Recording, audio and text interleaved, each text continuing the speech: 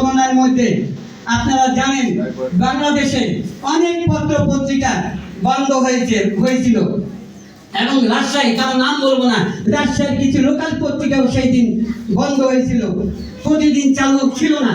কিন্তু দৈনিক রাজশাহী আলো পত্রিকা, আমাদের এই দৈনিক রাজশাহী আলোর সাথে যারা জড়িত কলম সৈনিক, তাদের মানে অক্লান্ত পরিশ্রমে, তাদের প্রচেষ্টায়, শুধু আমার না, তাদের প্রচেষ্টায় সেই দৈনিক রাজশাহী আলো সেই দিন কিন্তু বের হয়েছে মহামারী সেই করোনা রোগের মধ্যে দিয়ে।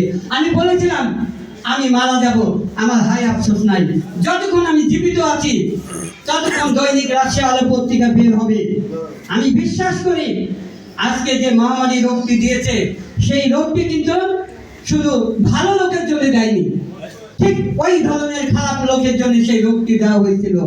100 বছর 150 বছর পর পর এই ধরনের একটি রোগ মহামারী আল্লাহ দিয়া থাকেন। এটা কিন্তু হাদিস কোরআনের বর্ণনা আমরা শুনেছি হুজুরদের কাছে। সেই জায়গাতে আমি বিশ্বাস করতাম, সেই অন্যায় এখনো করি নাই, যে কারণে আজকে আমার মৃত্যু হবে। আমি কিন্তু সেই দিন ওই বিশ্বাস আমার মনে ছিল, আমার যতদিন হায়াত আছে আমি বেঁচে থাকবো, এই করোনার ভয় করব না। তাই আমি দৈনিক রাজশাহী আলো পত্রিকা সকলকে বলেছিলাম, আমার সাথে যারা জড়িত কেউ আপনারা ভয় করবেন না, আমার সাথে কাজ করুন। আমরা দীর্ঘদিন থেকে পত্রিকা চালিয়ে আসছি, কোনোদিন পত্রিকা বন্ধ হয় নাই, আজও হবে না ইনশাআল্লাহ।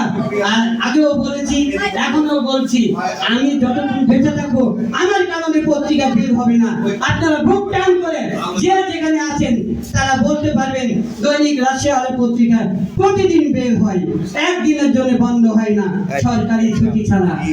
আজকে কিন্তু সেই কথাগুলো রক্ষা করতে পেরেছি, এই জন্য শুকরিয়া আদায় করি খোদা আল্লাহর নিকট, এবং আপনাদের ভালোবাসা এবং আপনাদের সহযোগিতা আমাকে এই সব কথা মনে করিয়ে দেয়। আমি আমার নিজের কথা বললাম না, আপনাদেরকে নিয়েই কথা বললাম। আপনারা সুস্থ থাকবেন, ভালো থাকবেন, আল্লাহর কাছে এই প্রত্যাশা করি। ঠিক এমনি ভাবে কোন এক সময় আবারও আপনাদেরকে নিয়ে এমন অনুষ্ঠান করতে পারবো।